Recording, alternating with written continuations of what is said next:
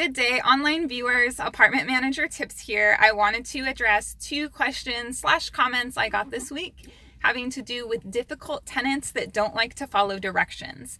So let's start this off by saying the better written your lease is to begin with, the easier it's going to be for you to do your job. So the one question that came in said, what happens if the unit next to a vacant I want to show is messy? And how do I get them to comply? Well, hopefully that's already addressed in your lease as far as what condition they're to keep everything. That way it's easier for you to address it with them. The way I always approached it is a very informal start to it, just because some people get really uptight when you are extremely formal with them, especially in these settings, because as people know, if I started addressing this with a notice and you didn't listen, that's me starting a paper trail, which is the documentation I need in court to evict you. And some people know that. So if you start off by giving them a letter, it's going to hit them the wrong way sometimes. So what I like to do is I like to go preferably face to face. If I can't catch them face to face, I would call them.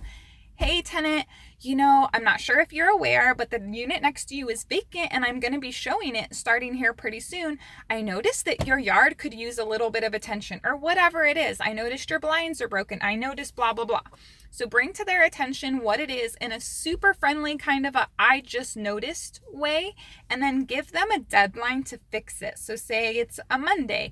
Don't be unreasonable too. If you know this person is like a firefighter or something, and they're going to be working the rest of the week straight and they won't be home, giving them 24 to 48 hours to comply isn't going to set you up for success.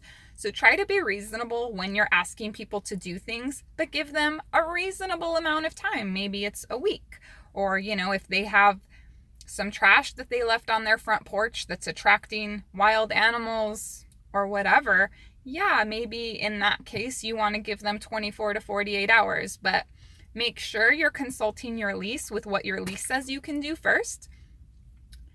Documentation, you'll hear me say, is everything. So either after you have verbally addressed this with the person, go back to their file and jot it down. On 9/25, spoke to resident at 3:02 p.m. about the trash in the front yard and their yard being a mess, gave them until Friday to fix it. Or you could also follow up with documentation that is a letter. Hey, so-and-so, this notice is just to follow up on our conversation that I asked you and you agreed to by Friday to do this. If that approach doesn't work, at that point, I would go a little more heavy-handed and hard and give them a notice to perform. So if this is something your lease specifically spells out, go ahead and give them a notice to perform specific covenants.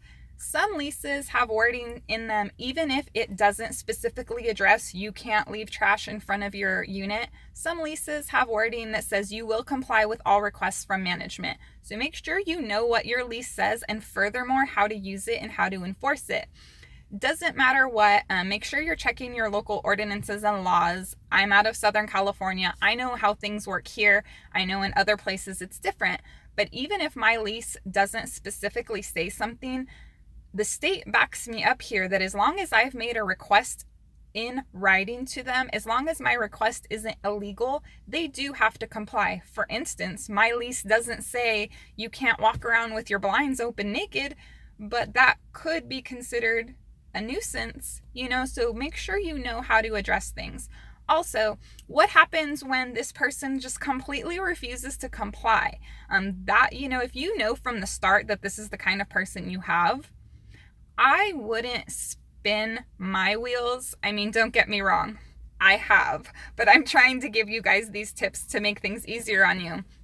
I wouldn't spin my wheels trying to get them to comply. If you know this person is difficult and hard-headed and irrational, you might want to start with a notice to perform. You might want to start heavy-handed. And just get them out of there. At the end of the day, you want people that are going to follow the rules and make your life easy. So if this is someone that's going to be difficult, less is more with those people, because especially a certain generation of people, they are just so irrational and they get so crazy with, how they want to argue about things, that it doesn't matter that they signed a lease that specifically said this. All right, guys, these are my thoughts I have on difficult tenants and how to deal with them. At the end of the day, it all comes down to knowing your lease and enforcing it well and making sure you have a well-written lease. So when taking these positions, make sure you're asking in the interview process, hey, can I get a copy of your lease and rules and read it over? Because sometimes the longer the lease, I know it's hard when you're getting these people to sign it, but if you have like a 20-page lease, it's most likely going to cover you in every situation. If you have a 1 or 2 page lease, that better be some really well written verbiage in there. All right, guys, I hope this helps. Keep those questions and comments coming, and I'm going to keep trying to help you to the best of my ability. Have a great day, everyone.